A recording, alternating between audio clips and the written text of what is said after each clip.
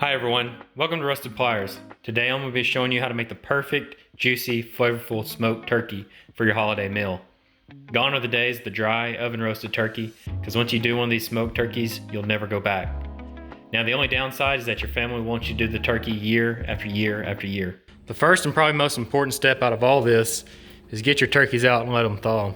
If you don't let them thaw, you're not going to have a turkey at all. Now in preparation for Thanksgiving Thursday, I like to pull my turkeys out of the freezer and move them into the fridge on Sunday. These are 14-pound turkeys. That way they'll be thawed out by the time I prepare them for the brine. The secret to getting a flavorful turkey is to do a brine.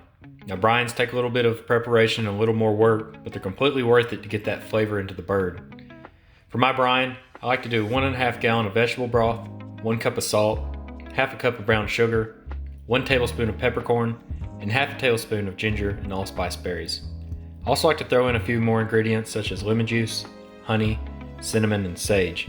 Now there's not just one recipe for brine. You can use all kinds of ingredients. I've seen things such as oranges, garlic, whole cinnamon sticks. I'll try to put a link in the description to all these products that I use. Now, even if you only use the vegetable broth and salt, it would be a huge improvement over just putting a store-bought bird right into the smoker. There's a great video on brines and how they work that I watch every year. I'll post a link to it at the end of this video.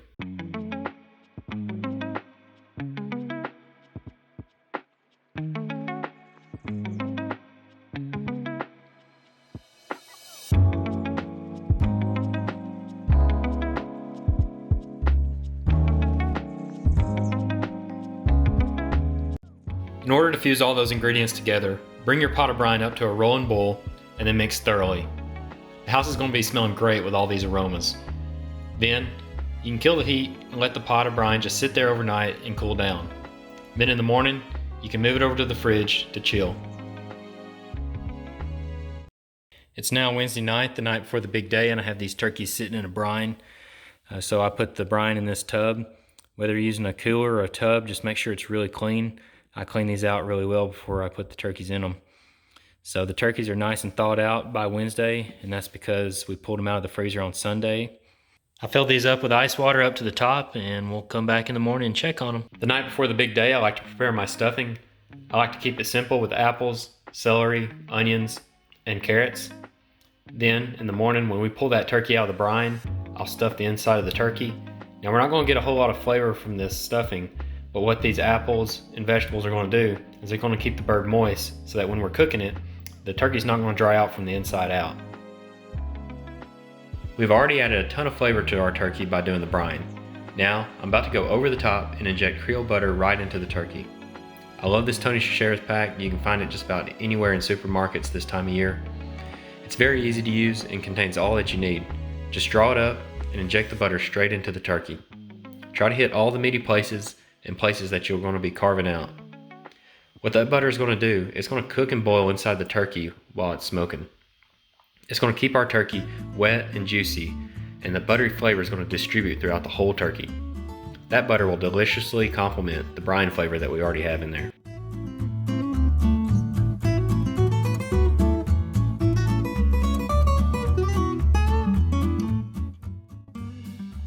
I'm also going to baste this turkey on the outside with some melted butter. I put a stick of butter in the microwave to melt it down. This is going to keep the skin from burning and allow some of the seasoning to stick. Some people really like the taste of the skin, so this is going to keep it from being charred. I'm also going to put some Tony Chachere's around it. Honestly, put that on everything I cook. I'm also going to sprinkle some thyme leaves and some sage around the turkey.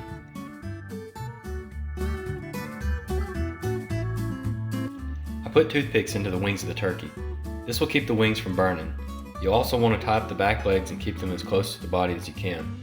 These parts are going to cook a lot faster than the main areas, so you want to keep it all close together as possible to cook evenly. Now that all the hard work is done, we can finally put our turkey into the smoker. The turkeys are now in the smoker. I put them on around 6 a.m. this morning in preparation for our lunch meal.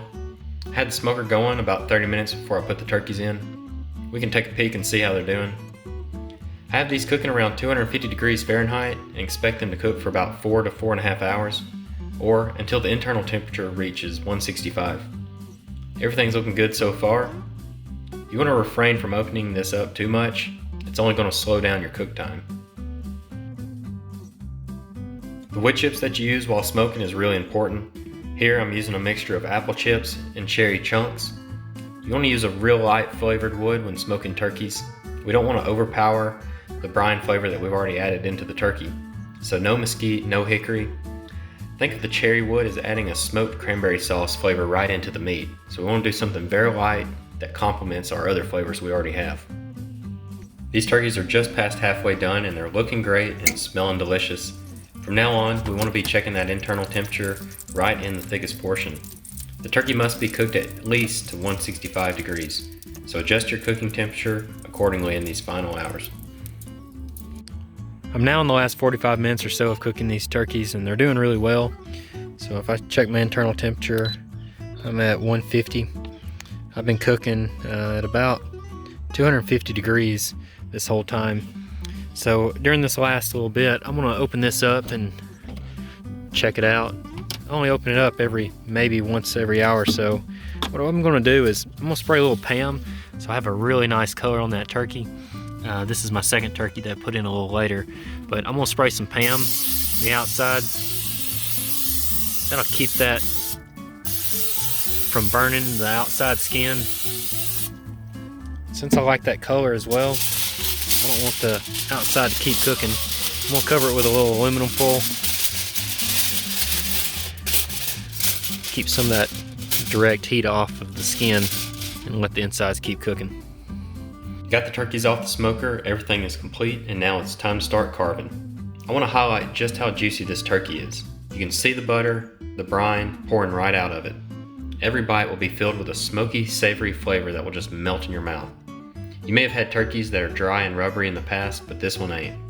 These turkeys take some time, take a lot of preparation, but it's still all worth it when it comes time to the main course of your holiday meal. Thanks everyone for watching. Please like and subscribe.